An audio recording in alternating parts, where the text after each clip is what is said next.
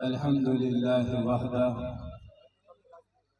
الحمد لله وحده ثم الحمد لله وحده الصلاة والسلام على من لا نبي بعده أما بعد فأعوذ بالله من الشيطان الرجيم بسم الله الرحمن الرحيم پتہ نہیں کیوں دل جو چاہ رہا تھا آپ سے وہ 20 کی جگہ جو خالی ہے نا اس خلا کی وجہ سے دل کے اندر وہ کیفیت پیدا ہی نہیں ہوئی۔ آپ سے عاجزانہ درخواست ہے، آپ کی محبت میں ہم بھوپال سے یہاں آئے ہیں، آپ ان علماء اکرام کی محبت میں تھوڑا سا آگے تشریف لیں آ جائیں، بہت معتبر درخواست ہے، آگے آئیں۔ ہم تو چاہتے ہیں آپ سے بالکل قریب ہو کر بات کریں۔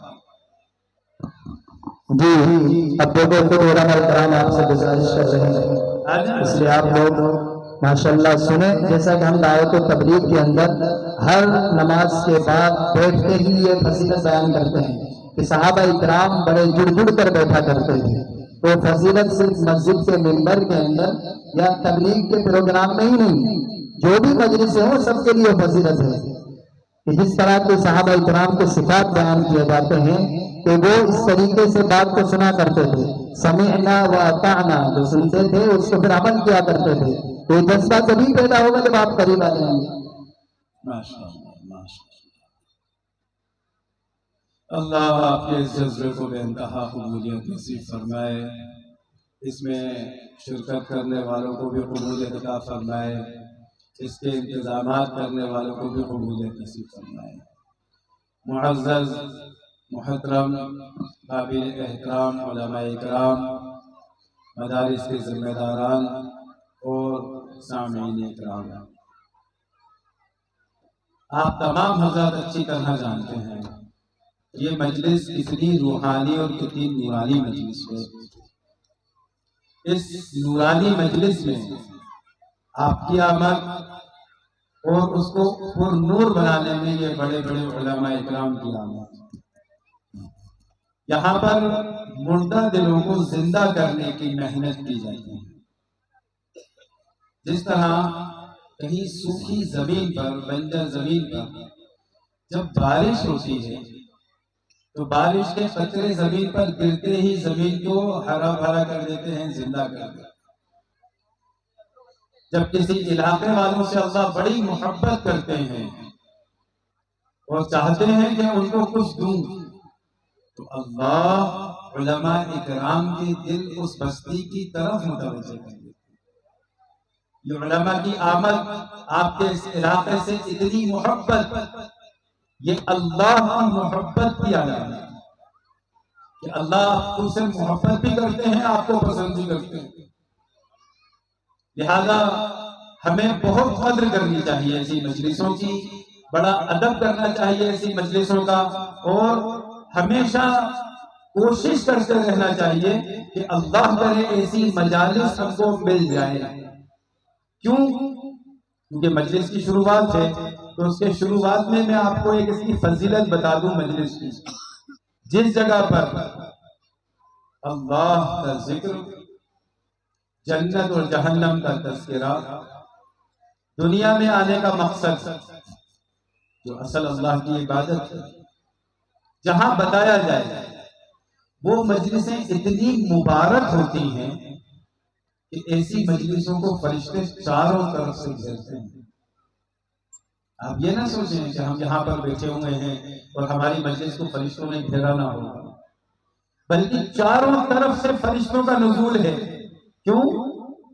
فرشتوں کا غذا جو اصل ہے وہ اللہ کا ذکر ہے، اور جن مجلسوں میں اللہ کا ذکر ہو فرشتے وہاں فوراً پہنچ جاتے ہیں۔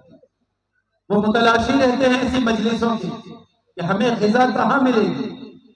جہاں اللہ کا ذکر ہو، اس معبود حقیقی کا جس نے ساری کائنات کو وجود بخشا، جس نے یہ ساری زمین بنائی، جس نے یہ آسمان کو سجایا، جس نے سورج اور چاند کو پیدا کیا، جس نے ہواؤں کو چلایا، آسمان سے پانی کو برسایا، زمین سے غلے کو اگایا، انسانوں کو زندگیاں دی، چرند اور پرند حیوانات پیدا کیے، سب کے پیدا کرنے کا ایک مقصد بنایا۔ ان سب کو بنانے والی ذات فقط ایک اللہ کی، ساری کائنات کو بنانے والے اللہ، سب کو زندگی دینے والے اللہ، سب کو سنوارنے والے اللہ، عقل دینے والے اللہ، سمجھ دینے والے بھی اللہ۔ تو یہاں اللہ کا ذکر ہے اور فرشتے چاروں طرف سے گھیرے ہوئے ہیں۔ اب اس کے آگے کی فضیلت، مجلس کے اختتام پر جب فرشتے واپس جاتے ہیں تو اللہ کی بارگاہ میں عرض کرتے ہیں، ایسی مجلس سے آ رہے ہیں جہاں تیرے چاہنے والے، جنت کے طلبگار، تجھ سے محبت کرنے والے جمع ہوئے تھے۔ کوئی کہیں سے آیا، کوئی کسی علاقے سے آیا، کوئی کسی گاؤں سے آیا، کوئی شہر سے آیا، ہر جگہ سے آ کر جمع ہو گئے۔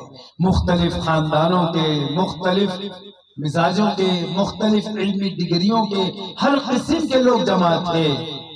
کیا چاہتے تھے؟ اللہ کو، اس کی جنت کو، اس کی رضا کو، اس کی مغفرت کو، کہ بس وہ ہم سے خوش ہو جائے۔ ہمارے آنے کا کوئی اور مقصد ہے ہی نہیں۔ ہمارے یہاں آنے کا مقصد اللہ کی رضا ہے، ہماری پوری محنتوں کا مقصد اللہ کی رضا ہے۔ ہمارے مدارس کا، ان مکاتب کا قیام، ان چھوٹے چھوٹے بچوں کی تربیت، ان کو اتنا فکر مند بنانا، ہوش باش بنانا، ہوشیار بنانا، سمجھدار بنانا، ان سب کا ایک ہی مقصد ہے، اللہ راضی ہو جائے۔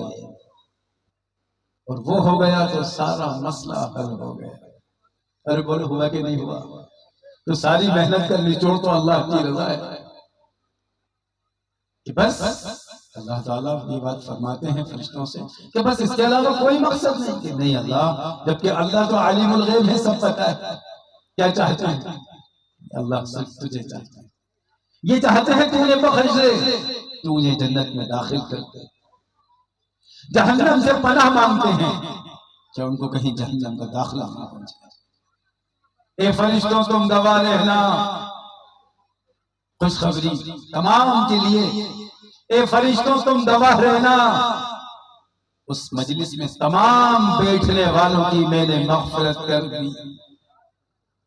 یہ خوشخبری ملی کہ نہیں ملی؟ اٹھنے سے پہلے مغفرت کا فیصلہ ہوا کہ نہیں ہوا؟ یہ اصل مقصد اللہ کی رضا۔ اور یہ مجلس، اب جو ایسی مجلسیں قائم کرائیں، بتاؤ ان کو کتنا اجر ملتا ہوگا؟ ان کو ثواب ملے گا کہ نہیں ملے گا؟ جو ایسے پروگرام منعقد کریں، لوگوں کو ہر جگہ سے لا کر جوڑ لیں، تو جو ذریعہ بنتے ہیں ان کا تعلق بھی اللہ سے بڑی آسانی سے جڑ جاتا ہے۔ کیونکہ کسی شخص کو، کھوئے ہوئے کو، صحیح راہ دکھانے والے کو اللہ زیادہ اجر دیتے ہیں، کیونکہ اس نے صحیح راہ دکھائی ہے۔ اس وقت کی سب سے بڑی ضرورت کیا ہے؟ ہم اس چیز کو سمجھیں۔ اس وقت کی سب سے بڑی ضرورت ہے کہ ہم سب سے پہلے اپنے معبود حقیقی کو پہچانیں، جس نے پوری کائنات کو وجود بخشا ہے۔ اس نے ہمیں کیوں پیدا کیا؟ اس کا پیدا کرنے کا مقصد کیا تھا؟ وہ ہم سے کیا چاہتا ہے؟ اس نے ہمیں عباد کیوں کہا؟ عبدیت کا تقاضا کیا ہے؟ بندہ کسے کہتے ہیں؟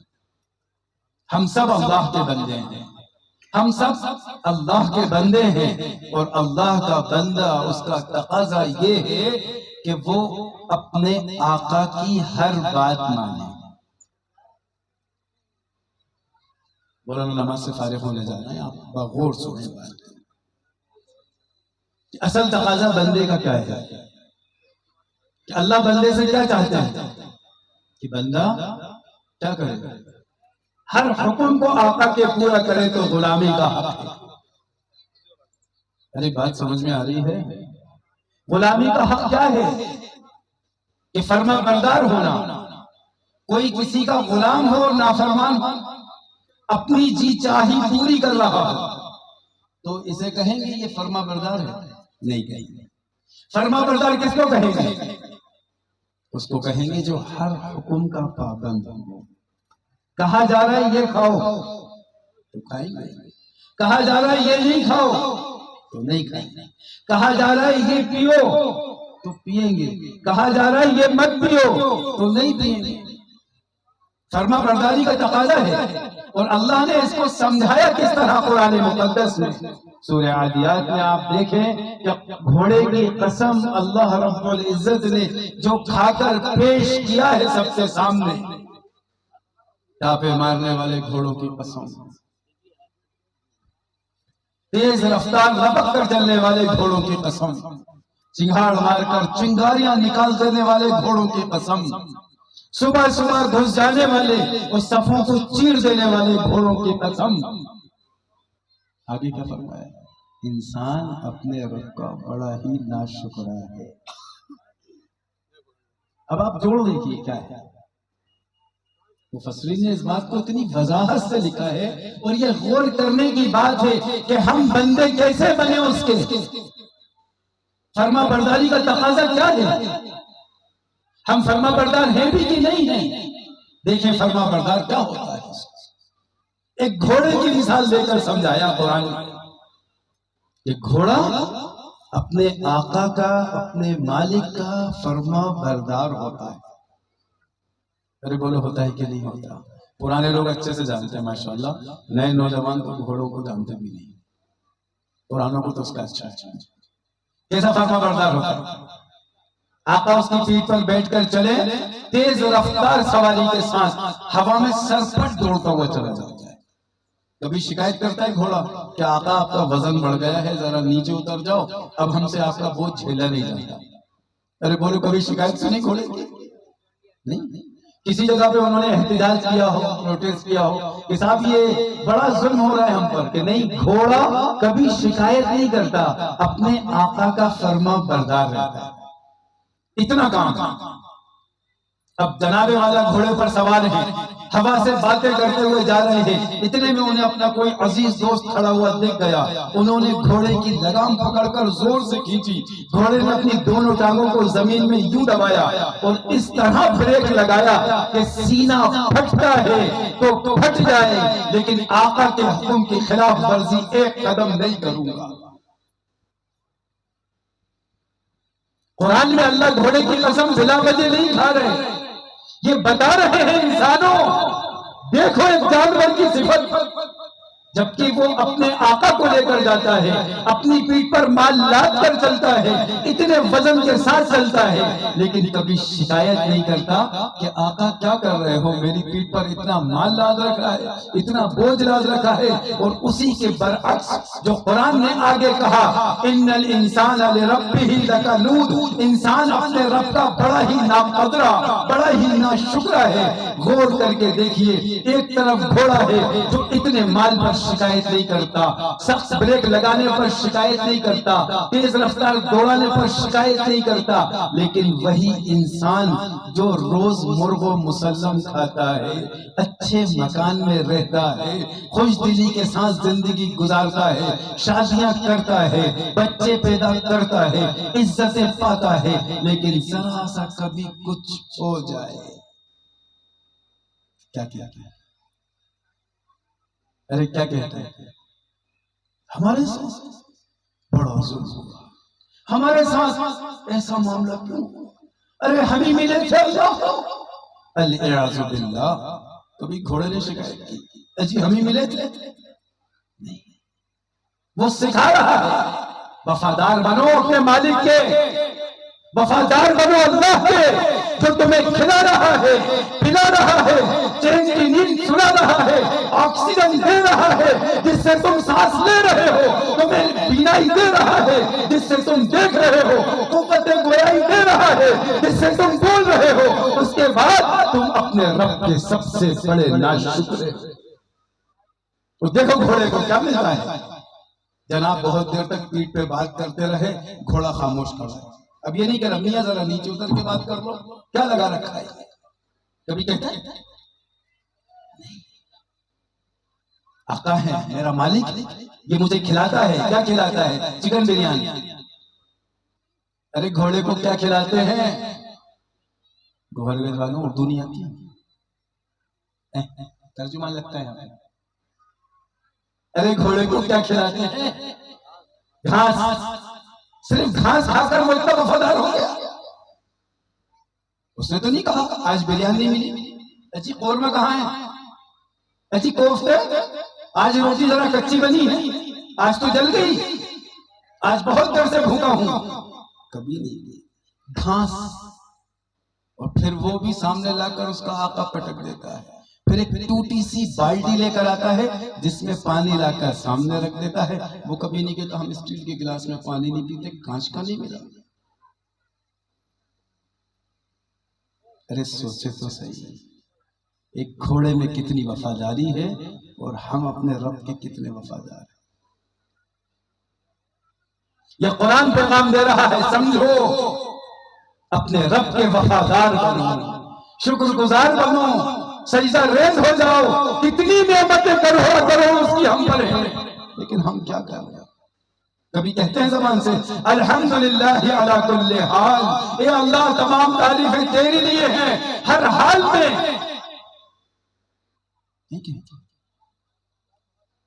ایک خصوصیت گھوڑے، تھک کر آیا بہت لمبا سفر کر کے آقا کا بوجھ لاد کر، پھر اس کو لے جا کر انہوں نے خوبصورت بنگلے میں رکھا گھوڑے کو.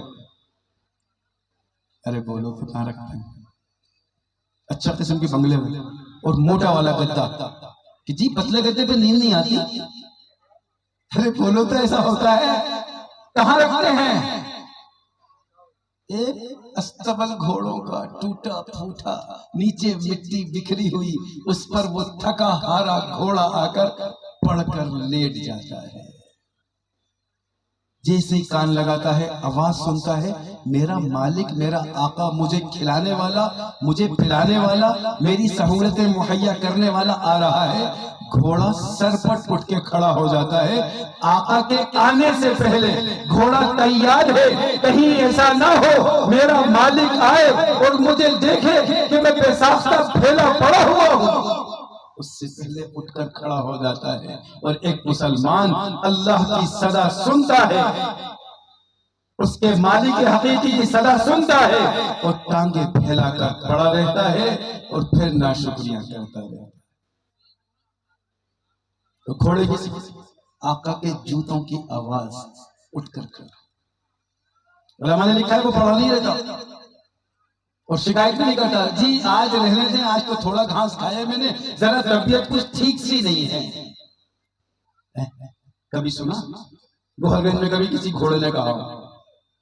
ارے نہیں کہا نا، کہیں نہیں کہتے، کیونکہ شکایت کا مادہ ہی نہیں ہے. وہ اپنے رب کے، اپنے مالک کے، اپنے پالن ہار کے اتنے وفادار ہیں، اور ہم اپنے رب کے، اپنے مالک کے، اپنے پالن ہار کے، اپنے کرتا دھرتا کے، پوری کائنات کے رچنے والے کے، سب کو کھلانے والے کے، سب کو جلانے والے کے کتنے فرما بردار ہم بول رہے ہیں.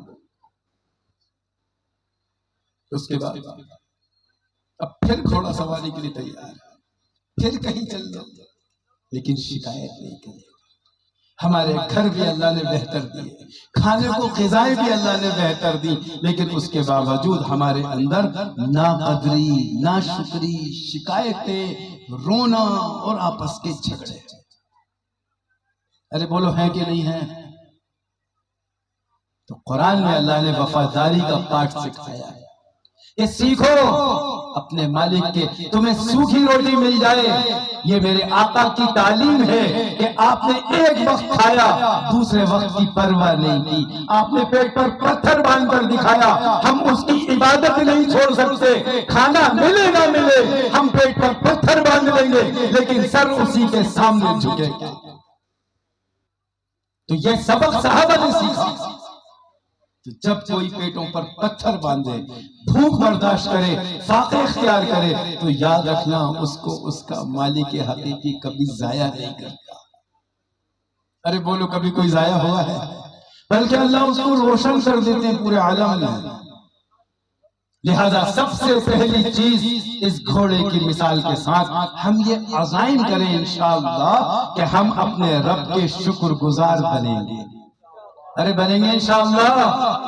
شکر گزاری ہر نعمت میں اچھا ملے الحمدللہ، کچا ملے الحمدللہ، باسی ملے الحمدللہ، تازہ ملے الحمدللہ، ٹھنڈا پانی ملے الحمدللہ، گرم پانی ملے الحمدللہ. یہ سب میرے رب کی نعمت ہے. شکر گزار بننے کا مادہ اور اس کے ساتھ ساتھ عبادت کا، توکل کا اور ذکر کا مادہ. توکل صرف اللہ کی ذات پر، سب کچھ خلاف ہو جائے میرے لیے میرا اللہ کافی ہے. وہ مجھے کسی حال میں رسوا نہیں کرے گا، چھوڑے گا نہیں، کیونکہ ایک اللہ کا نظام ہے، ایک سسٹم ہے جو اوپر سے کام کرتا ہے. ہمارے سارے سسٹم فیل جب اس کا سسٹم چلتا ہے. وَمَكَرُوا وَمَكَرَ اللَّهُ وَاللَّهُ خَيْرُ الْمَاكِرِينَ. ایک تدبیر، ایک پلاننگ ہماری ہوتی ہے، ہم ایسا کر لیں گے، اور ایک تدبیر وہاں سے ہوتی ہے، نہیں ایسا نہیں، ایسا کرانا ہے. کسان نے فصل چھوڑ دی، ابھی موسم بہت کھلا ہوا ہے، پرسوں کاٹ لیں گے، اور اللہ نے بارش بھیج دی. لو کہ جی کیوں ہوا؟ ناشکر ہو. کیا ایک تقدیر ہماری ہم جو چاہتے ہیں، اور ایک تقدیر اس اللہ کی ہے، کیونکہ وہ بہتر جانتا ہے کس کو کیا دینا ہے.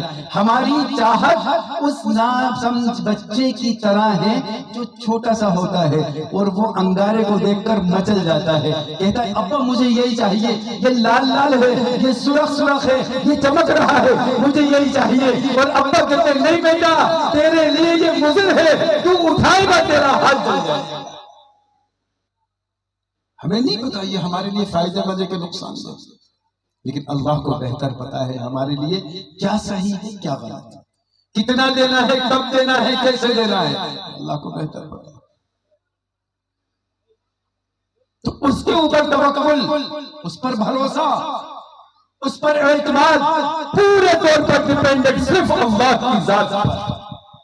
میری چاہت کچھ نہیں اس کی چاہت کے مقابلے میں. چاہت اصل اللہ. تو دیکھو جب چاہت پوری کر دی جاتی ہے رب کی، تو پھر وہ کہتا ہے میرے بندے تو نے وہ کیا جو میں چاہتا تھا، اب میں وہ کروں گا جو تو چاہتا تھا. تو نے وہ کیا جو میں چاہتا تھا، اب میں وہ کروں گا جو تو چاہتا تھا.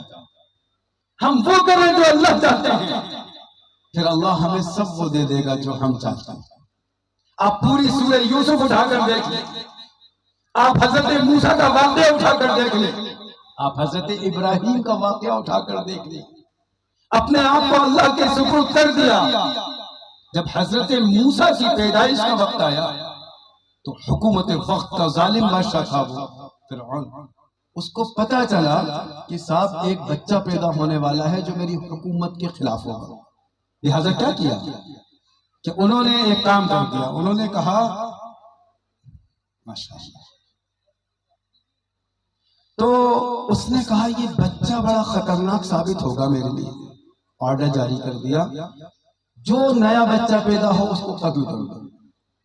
مفسرین نے لکھا ہے مصر میں تقریباً 60,000 سے زیادہ بچے قتل کیے گئے. اب حضرت موسیٰ کی ماں ابھی حاملہ ہیں، ابھی بچہ ہوا نہیں ہے. یہ ہوتی ہے عورت، اور یہ ہوتا ہے اللہ پر توکل کہ مرد صرف اصل نہیں ہے، عورت کے لیے بھی وہی دین ہے جو دین مرد کے لیے ہے. کہ شکر گزار مرد بھی بنے تو شکر گزار عورت بھی بنے. جب یہ دونوں شکر گزار ہوں گے تو ان کے بچے شکر گزار بنیں گے. لہذا حضرت موسیٰ کی والدہ، اللہ کی طرف سے الہام ہوا ان کے دل میں کہ یہ جو بچہ ہو رہا ہے اس بچے کو ایک لکڑی کے صندوق میں لے جا کر رکھو، اور پھر اس صندوق کو یہ دریائے نیل جو مصر شہر کے بیچ میں سے بہتا ہے اس میں لے جا کر رکھ دو، اور ہمارا وعدہ ہے کہ ہم اس کو تم سے ملوائیں گے۔ اللہ کا وعدہ۔ یہ فرما برداری دیکھو، ایسا نہیں کہا چھوٹا سا بچہ اس کو صندوق میں رکھیں تو ماں کا دودھ کہاں سے ملے گا، یہ تو مر جائے گا۔ پھر صندوق میں رکھیں گے تب بھی مر جائے گا، دریا میں ڈالیں گے تب بھی مر جائے گا، موت ڈر موت، لیکن حکم کیا آ رہا ہے کہ فرما برداری دیکھو، گھوڑے میں شکایت نہیں، چوں چرا نہیں، اگر مگر نہیں، جو ہمارے اندر مزاج ہے جی روزے میں کھانا کیوں چھوڑے، فجر میں اٹھ کے نماز کیوں پڑھیں، ہم سوال پوچھنے کا حق نہیں رکھتے۔ وہ جو چاہتا ہے وہ ہم سے کروا رہا ہے، وہ چاہتا ہے وفادار بنو، وہ چاہتا ہے صحیح انسان بنو۔ حضرت موسیٰ کی والدہ نے کوئی اشکال نہیں کیا، اتنا نومولود چھوٹا سا بچہ ماں سے دور کیسے رہے، لیکن اس کو صندوق میں رکھا، صندوق کو لے جا کر دریا میں ڈالا، لیکن ماں کا صبر دیکھو، وہ بھی ایک عورت تھی ماشاءاللہ۔ یقین تھا یہ بچہ مجھے اللہ نے دیا ہے اور میرا اللہ مجھ سے بچہ نہیں چھینے، کیونکہ میرا اللہ مجھے کیسے ضائع کرے، میں اس کا حکم پورا کروں میں ضائع ہو جاؤں، ہو نہیں سکتا۔ ہماری ماں بہنیں سن رہی ہیں، اس واقعے پر غور کریں، حکم پورا کرنے پر اللہ برکتوں سے کیسا نوازتا ہے۔ اپنا ہی بچہ ہے، کوئی تنخواہ دے گا دودھ پلانے کی؟ ارے بولو تو، کوئی تنخواہ دے گا دودھ پلانے کی؟ یہاں گوہر گنج میں ماں کو دودھ پلانے پر ایکسٹرا پیسے دیتے ہیں شوہر صاحب؟ نہیں، تمہارا فرض ہے پلاؤ، ارے یوں ہی کہتے ہیں نا، تمہارا بچہ ہے، تمہارا فرض ہے پلاؤ۔ اور یہاں ایک قربانی مانگی اللہ نے اپنے دین کی خاطر، اس بچے کو صندوق میں رکھو، دریا میں ڈالو، اپنے سے دور کرو، ہم ملائیں گے تمہارے ساتھ اس کو واپس۔ جو آڈر جاری کر رہا ہے موت کے، ہم اس کی تدبیر بدل کر زندگی کا فیصلہ نازل کریں گے۔ تو کیسے کیا کہ اب وہ دریا میں بہہ رہے ہیں اور چھوٹی بہن دریا کنارے کنارے بھاگتی ہوئی دیکھ رہی ہے کہ بھائی کہاں جائے گا، بھائی دریا میں، بھائی صندوق میں، بھائی کو کیا ہوگا۔ چلتے چلتے چلتے چلتے اسی محل کے پچھلے حصے میں جا کر صندوق لگا جہاں پر فرعون کا محل تھا، اور جس نے آرڈر جاری کرے تھے وہی ہوا جس کا ڈر تھا۔ لیکن یاد رکھو، یحیی و یمیت، حیات دینے والی ذات اللہ، موت دینے والی ذات اللہ، رب اللہ ہے، پالنہار اللہ ہے، وہ سوکھے میں پال کر دکھا دے، ورنہ بڑے بڑے مال کے خزانوں میں ایسی مختلف بیماریاں دے دیں کہ تم ہر کھانے سے محروم ہو جاؤ۔ یہ صاحب میرا پرہیز ہے۔ ارے ہوتا ہے کہ نہیں ہوتا؟ بہت سمجھنے کی بات ہے۔ اب وہ اسی دریا کے کنارے، اور پیچھے فرعون کی بیوی حضرت عاصیہ اپنی خادماؤں کے ساتھ، دیکھ صندوق میں کیا ہے، خادمہ لب کی صندوق اٹھایا، ایک چھوٹا سا خوبصورت سا بچہ، واہ واہ واہ واہ، حضرت عاصیہ نے اٹھا کر گلے سے لگایا۔ اب پیچھے فرعون جس نے آرڈر جاری کرا کوئی بچہ بچنا نہیں چاہیے، اب بیوی کے سامنے خاموش کھڑا ہے، اور بیوی کہہ رہی ہے یہ بچہ میں پالوں گی کیونکہ میرے کوئی بچہ نہیں ہے۔ سمجھ میں آ رہا اللہ کا نظام؟ وَمَكَرُوا وَمَكَرَ اللَّهُ، ایک ہماری پلاننگ تدبیر، ایک اللہ کی تدبیر۔ اب کس کے گھر میں گئے؟ جس نے آرڈر دیا تھا مارنے کا، اب اسی کے گھر میں اسی کی بیوی سے پلوا رہے ہیں۔ اب بچہ رو رہا ہے، فرعون پریشان، بیوی کہہ رہی ہے کسی دائی کا انتظام کرو، بچے کی بھوک کا مسئلہ ہے، دودھ پلانا ہے۔ فرعون کچھ نہیں بول پا رہا اس کے سامنے، کیونکہ اچھے اچھوں کی بولتی بند ہو جاتی ہے بیگم صاحبہ کے سامنے۔ باہر کے منسٹر، گھر کی ہوم منسٹر، چلے گی نہیں، وہاں تو کہنا پڑتا جی میڈم یہ لے آؤ، جی آپ کیسی بات کر رہے ہیں۔ اور اخلاق کا تقاضا بھی یہ ہے کہ عورت سے محبت کرو، اللہ کی نعمت، اللہ کی نعمت۔ اب فرعون کی ہمت نہیں عاصیہ کے سامنے کچھ بول دے، پال لے تو ہی پال لے۔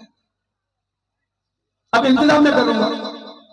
اب ساری شہر کی دائیوں کو بلایا کہ اس بچے کو دودھ پلاؤ، تنخواہ میں دوں گا. اب ساری دائی اپنے ہنر آزما رہی ہیں. حضرت موسیٰ دودھ پینے کو تیار نہیں ہے. اب وہ بہن پیچھے کھڑی ہو کے دیکھ رہی ہے. اس نے فوراً حکمت کا طریقہ اختیار کیا.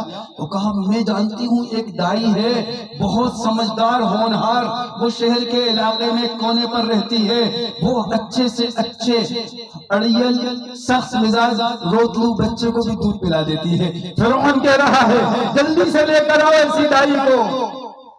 اور پیدل جانے کی ضرورت نہیں ہے، محل کی سواری بھی لے کر جاؤ، محل کے شرطیوں انتظامیہ تم بھی ساتھ جاؤ اور احترام سے لے کر آنا. ادھر بچہ رو رہا ہے، ادھر ماں لائی جا رہی ہے. یہ مکر ہے تو مکر اللہ ہے، ادھر اللہ کا نظام ہے، ادھر تمہاری چال. اللہ کے مقابلے میں کسی کی چال کیا چلتی؟ جو فیصلے سنا رہا ہے مارنے کے، اس کے گھر میں پرورش، اب وہ فیصلہ سنا رہا ہے اس کے غذا کے، اس کی روزی کے، اس کے بچانے کے، اس کے کھلانے کے. یہ اللہ کا نظام، چاہے تو ریت پر ڈال کر پال دیں، یہ اللہ کا نظام ہے. اس لیے یقین اللہ کی ذات پر، توکل اللہ کی ذات پر، اعتماد اللہ کی ذات پر. اب اماں کو لایا جا رہا ہے سواری میں، اور فرعون کھڑے ہو کے کہہ رہا ہے اگر اس کو دودھ پلا دیا تو محل سے ایک وظیفہ بھی مقرر کیا جائے گا اور خصوصی انعام بھی دیا جائے گا.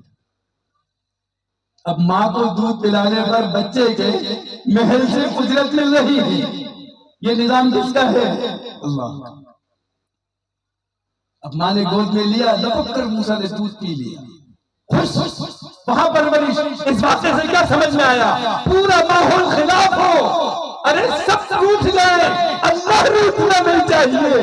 سب ناراض ہو جائے، اللہ ناراض ہونا نہیں چاہیے. ہمارا توکل اس کی ذات پر ہو.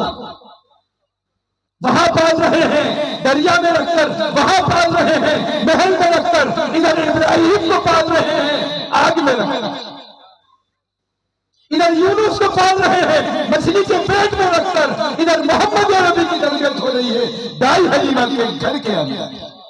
یہ نظام اللہ کا ہے. اللہ جس کو چاہتے ہیں جہاں چاہتے ہیں پالتے ہیں، بڑھاتے ہیں، سنوارتے ہیں، اور سارے عالم کا اس کو ستارہ بنا دیتے ہیں. حضرت ابراہیم کہاں ہیں؟ ارے یہ واقعہ تو خوب سنایا آپ نے. کہاں ہے؟ آگ میں. اور آگ میں ڈلوانے والا کہاں ہے؟ کرسی وقت حاکم، سخت مزاج نمرود، بہت ظالم. اس مقابلے میں ابراہیم اس اللہ کے فرما بردار، اس کی عبادت کرنے والے، لوگوں کو بھلائی کی باتیں سکھانے والے، لوگوں کو اچھا انسان بنانے والے، صحیح پیغام دینے والے ابراہیم. لیکن مقابلے میں ظالم کے اس کی چلنے نہیں دینا، اٹھاؤ آگ میں ڈالو. اب ظاہر میں کیا دکھ رہا ہے؟ جس کو آگ میں ڈالا جائے وہ ذلیل ہو گیا، اور جو کرسی پر بیٹھ کر اوپر آرڈر دے وہ عزت والا ہے. ارے بولو تو ہے کہ نہیں ہے؟ لگ رہا ہے سو گئے. میں اتنا چلا رہا ہوں اس کے بعد بھی سو گئے کیا؟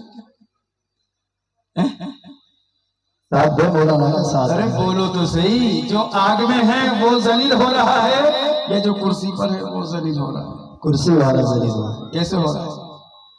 دیکھو تو غور کہ سب کے سامنے اس نے آگ میں ڈال دیا کہ تاکہ ذلیل ہو اور میری عزت بنے. کیوں؟ I am something. میں کچھ ہوں، میں اسپیشل ہوں، میرا آرڈر، میری مانو اکڑ ہے مجھ میں. نہیں، کسی کا کبر نہیں چلتا. ایک نطفے سے بنا ہوا کیا اکڑے گا؟ بنانے والی ذات اس اصل اللہ کی ہے. الکبر و ردائی، بڑائی تو اللہ کی ہے. میں کہاں سے کہوں I am something؟ جب اس نے کہا I am something، ڈالو آگ میں، میرا آرڈر چلے گا. اوپر سے آرڈر you are nothing، کچھ نہیں ہو، کوئی حیثیت نہیں ہے. ہم نے دیا ہے تمہیں وہ مقام. اگر انصاف نہیں کرو گے تو خدا کی قسم ہمارے لیے کسی مخلوق کی ضرورت نہیں. ہم خالق ہیں. ہم ایک لنگڑے مچھر سے تجھے ذلیل کرا دیں گے.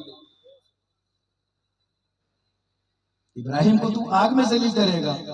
نہیں کر سکتا، وہ میرا بندہ ہے، اور تو ظالم ہے، دیکھ میں تجھے کیسے رسوا کروں۔ وہاں آگ میں ڈلتے ہی جب ابراہیم نے سب کا انکار کیا، جبرائیل موجود ہے، اے جبرائیل مجھے تمہاری بھی ضرورت نہیں، اے میکائیل مجھے تمہاری بھی ضرورت نہیں، اے اسرافیل مجھے تمہاری بھی ضرورت نہیں، میرے لیے میرا اللہ کافی ہے۔ تو اوپر سے اللہ ہی حکم دے رہا ہے کہ مجھے پانی کی ضرورت نہیں، مجھے ہوا کی ضرورت نہیں، آگ میں نے خود بنائی ہے، اس آگ کو میں خود آزاد دوں گا۔ قل یا نار کونی بردا وسلاما علی ابراہیم، یہ آگ سلامتی سے ٹھنڈی ہو جا میرے ابراہیم پر، نہ اسے سردی لگے نہ گرمی لگے نہ تکلیف ہو نہ کچھ ہو، ایک وہ آرام کے ساتھ آگ میں پال رہے ہیں، ایک اتنی موٹی گدی والی کرسی پر ہے اور اس کے لیے ایک لنگڑا مچھر بھیج رہے ہیں۔ اب بتاؤ آگ میں مزے ہیں کہ کرسی پر مزے ہیں؟ اب آگ میں اللہ کی طرف سے سلام، آگ میں نعمتیں، جنت کی غذائیں، آگ کے اندر عقلیں حیران ہے سوچ کہ اللہ کہاں پال رہے ہیں؟ موسیٰ کو صندوق میں، فرعون کے گھر پر، اور یہاں پر حضرت ابراہیم کو نمرود کے مقابلے میں آگ میں۔ یہ اللہ کا نظام ہے۔ خالق کائنات اللہ ہے، مالک کائنات اللہ ہے، رازق کائنات اللہ ہے، قادر کائنات اللہ ہے، سارا نظام اللہ چلا رہے ہیں۔ لا الہ الا اللہ، اس کے سوا کوئی نہیں، اس کے سوا کوئی نہیں، اس کے سوا کوئی نہیں۔ اب وہ آگ میں پل رہے تو یہ بڑی اونچی کرسی پر بڑا خوش ہو رہا، آگ میں ڈالا، وہ اندر مزے آ رہے تو اندر ڈال کر عزت دے رہے ہیں، کرسی پر ذلیل کر رہے ہیں۔ ایک لنگڑا مچھر، اس کی بھی ایک ٹنگ ٹوٹی ہوئی تھی کہ ہمارے نزدیک تیری حیثیت اتنی بھی نہیں ہے، کیوں؟ بہت کہتا تھا نا I am something، کیا ہے؟ You are nothing، نیل بٹا سناٹا۔ یہ لے ایک لنگڑا مچھر، ورنہ لوگ کہوں بڑا ہے تو بڑے کو بھیجو، نہیں، اللہ اکبر، اللہ بڑا ہے، باقی سب چھوٹے ہیں۔ ایک مچھر چھوٹا سا لنگڑا ناک میں سے گھسا، دماغ میں جا کر بیٹھ گئے اور دماغ کی نس پر بیٹھا۔ اب اوپر سے حکم آ رہا ہے ڈنک مار، تو کرسی پر بیٹھا تھا آرڈر سنانے، ایک ڈنک پڑا، ارے یہ کیا ہو رہا؟ اب کچھ سنانے والا تھا، پھر ایک ڈنک پڑا، اب چیخ رہا ہے بیٹھ کر کرسی پر، کیا ہو رہا ہے؟ ارے بولو کیا ہو رہا ہے؟ اتنا ہی نہیں، خادم تو لپکتے ہوا ہے، چمچ تو ہر جگہ ہوتے ہیں، اس لیے کہ تم چمچوں سے ہوشیار رہنا، وہ الٹے سیدھے فیصلے کرواتے ہیں، لیکن اصول یاد رکھنا، جس بھگونے میں چمچ ہوتا ہے وہی چمچ اس بھگونے کو خالی کر دیتا ہے۔ ایسے چمچوں سے بچ کر رہو۔ ہاں ارے بھگونے کو اڈیلتے ہو یا چمچ سے نکالتے ہو؟ فل بھرا ہوا کھیر سے چمچ نکال کے جناب بھگونے صاحب آپ خالی ہو چکے ہیں۔ ارے چمچ ہی خالی کرتے نا، اچھے کی رسوائیاں کرا دی چمچوں، اس لیے سمجھ کر چلو، ہوشیار ہو کر چلو، کسی کی باتوں میں نہیں۔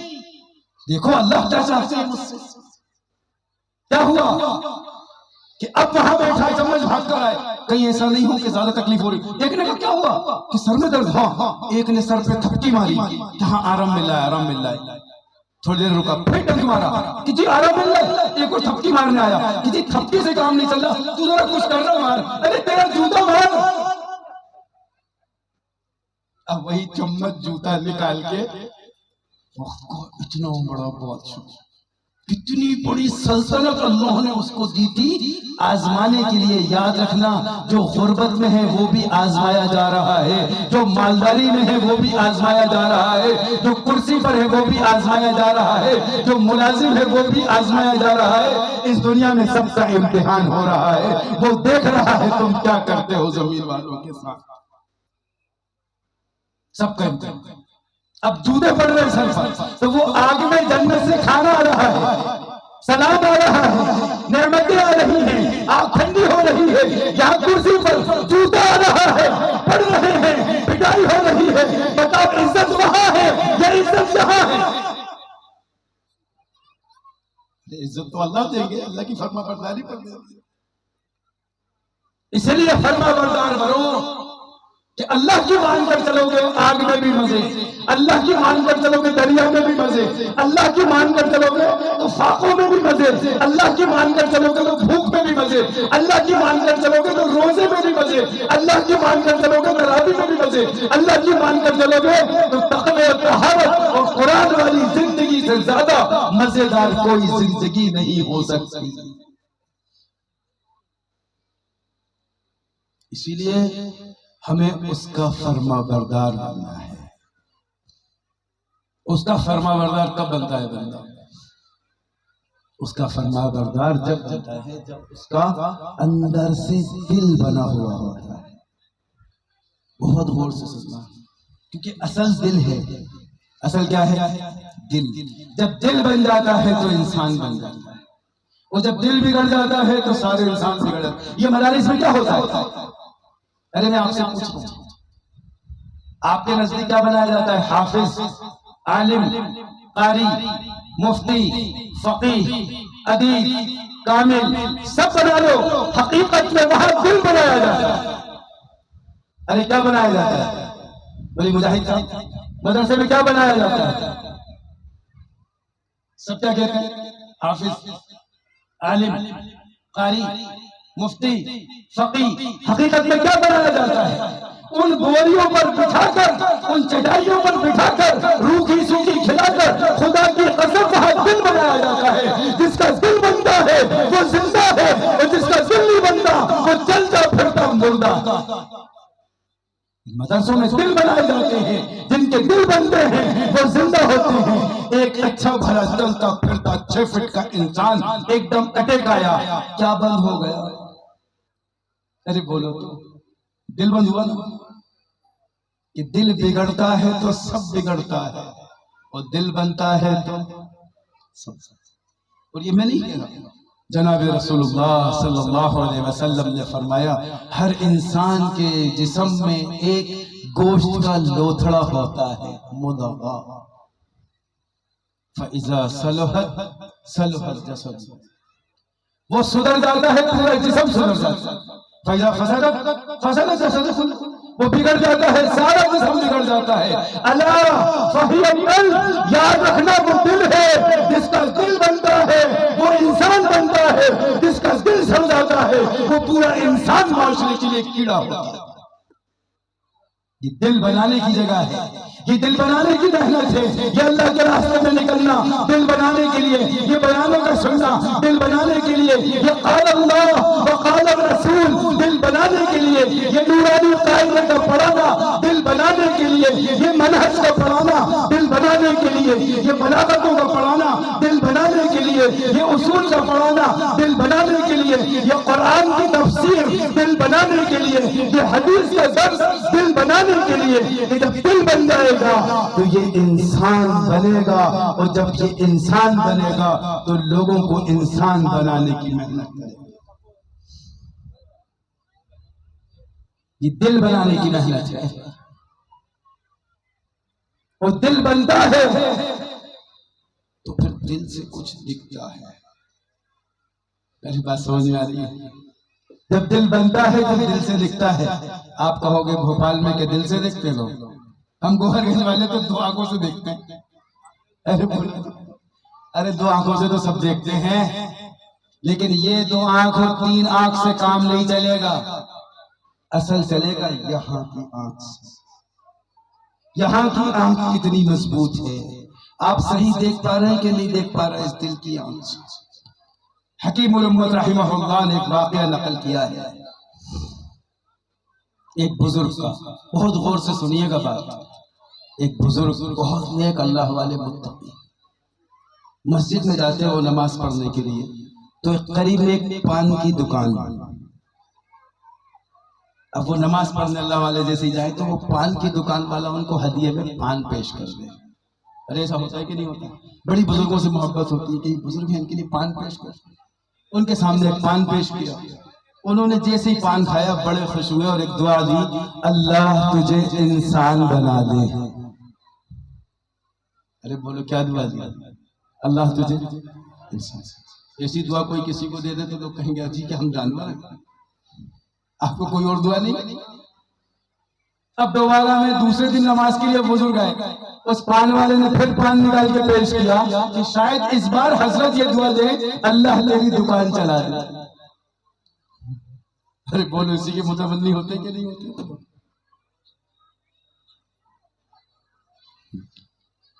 تو پھر کیا کیا؟ اگر ہم کسی کو ہدیہ پیش کرتے تو ہم کیا سوچتے؟ اب کی بار تو یہ دکان کی دعا دیتے ہیں، اللہ کرے تیری 2 ہو جائے۔ کتنی زمین ہے؟ 10 بیگھا، اب کی بار ایسی دعا دے دو اللہ کرے 20 بیگھا ہو جائے۔ بزرگوں سے دعا تو اسی واسطے کراتے ہیں۔ تو پھر پان پیش کیا، انہوں نے پھر کہا اللہ تجھے انسان بنا دے، اور اس کا ٹینشن بڑھ گیا۔ پھر بھی خاموش بزرگ کیا کہیں۔ تیسرے دن نماز پڑھنے آئے، اس نے پھر پان پیش کیا تو انہوں نے کہا حضرت ایک درخواست ہے، پان تو آپ کھا لیجیے، یہ بتائیے کہ میں آپ کو انسان نہیں دکھتا؟ 3 دن سے آپ کی ایک ہی دعا ہے اللہ تجھے، ارے پیچھے والے بول کر بتائیں کیا کہا میں نے؟ اللہ تجھے انسان بنا دے۔ تو بزرگ مسکرائے، سمجھ گیا، مجھے معلوم تھا تو یہی کہے گا، کیونکہ یہاں کی نہیں کھلی نا، ابھی یہ کھلی ہے۔ بزرگ نے اپنی پگڑی اتاری سر پہ سے اور اس پان والے کے سر پہ رکھ دی۔ جیسے ہی سر پر پگڑی آئی تو ان نگاہوں کے علاوہ یہاں کی دل کی نگاہ کھل گئی۔ کیا دیکھتا ہے دکان پر کہ جتنے سالوں سے آج اس مارکیٹ میں بیٹھا تھا یہ سارے میرے عزیز دوست تھے، اتنے میں مجھے کیا نظر آیا پگڑی سر پہ رکھتے ہی کہ یہ سامنے پان کی دکان والا جو میرا دوست تھے اتنی سالوں کا، یہ 5-6 فٹ کا چلتا پھرتا، اس کا جسم انسان کا، سر بھیڑیے کا، چہرہ بھیڑیے کا چہرہ۔ اگلی دکان پہ گھبرا کے دیکھا تو سارا جسم انسان کا، چہرہ سانپ کا۔ اگلی دکان پر دیکھا سارا جسم انسان کا اور سر بچھو کا۔ گھبرا گیا، پگڑی اتاری واپس دے دی۔ حضرت کیا ماجرا ہے؟ تو مسکرا کر کہا اسی لیے تو دعا دیتا تھا اللہ تجھے انسان بنا دے۔ حضرت مجھے ماجرا سمجھ میں میں سمجھاتا ہوں۔ کیا تو نے دیکھا ہے بھیڑیے کیسا ہوتا ہے؟ کہ جی بڑا خونخوار ہوتا ہے۔ اس کی ایک صفت ہے، وہ جب بھوک لگتی ہے نا تو وہ کسی کی بکری نہیں دیکھتا کس کی ہے، آنے دو۔ ارے بات سمجھ میں آ رہی ہے؟ آنے دو، کہیں سے بھی آئے، کوئی تحقیق نہیں، حاجی کی ہے کہ نمازی کی ہے، امام کی ہے کہ مقتدی کی ہے، شرابی کی ہے کہ جوئے باز کی ہے، اپنی ہے کہ پرائی ہے، کسی کی بھی ہو، بکری کسی کی ہو، مجھے اپنے پیٹ بھرنے سے مطلب ہے۔ اور علماء محققین نے لکھا ہے کہ بھیڑیے کے اندر اتنا پوائزن ہوتا ہے پیٹ میں کہ وہ ہڈیاں بھی دبا لیں گے تو ہڈیاں بھی پیٹ میں گل جاتی ہیں۔ کچھ لوگ ایسے ہی ہوتے ہیں۔ ارے بات سمجھ میں آئی کہ نہیں آئی؟ ماشاءاللہ بڑے سمجھدار ہیں گوہر گنج والے، فوراً سمجھ گئے آپ کہنا کیا چاہتے ہیں۔ ارے کسی کی دکان ہو مجھے کیا لینا، میری چلے، کسی کی بھی عزت ہو مجھے مطلب نہیں، میری عزت بن، میرا مسئلہ حل ہو جائے، میرا پیٹ بھرے، میرا کام چلے، میری زمین، میری شادی، میری عزت، میرے بچے، میری بیٹیاں، میرا گھر، میرا کاروبار، یہ میرا کرنے والا وقت کا بھیڑیا ہے۔ ارے کون ہے جو صرف اپنا سوچے؟ وہ کیا ہے؟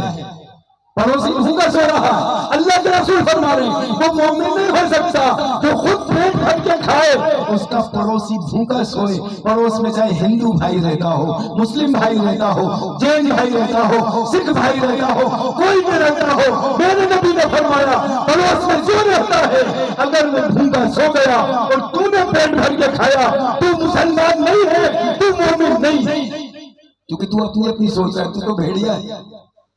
پھر بزرگ نے فرمایا اس سے خطرناک بات بتاؤں، بھیڑیا تو چلو اپنا پیٹ بھر لیتا ہے دوسرے کی بگاڑ کر، سانپ اس سے بھی زیادہ خطرناک ہوتا ہے۔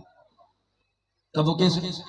کبھی سنا سانپ نے کسی کو ڈس کے کہا ہو ماشاءاللہ بھر گیا؟ ارے ڈس کے پیٹ بھر گیا، مزے آ جائے۔ یہ سانپ کی صفت اس انسان کی، بھیڑیا تو اپنی دکان چلانے کے لیے دوسرے کی گراتا ہے، اپنی بنانے کے لیے گراتا ہے. صاحب کی صفت والا میری بنے نہ بنے، اس کی بننے نہیں دینا. میری دکان چلے نہ چلے، اس کی ارے بولو تو چلنے نہیں دینا. میری عزت ہو نہ ہو، اس کی ہونے نہیں دینا.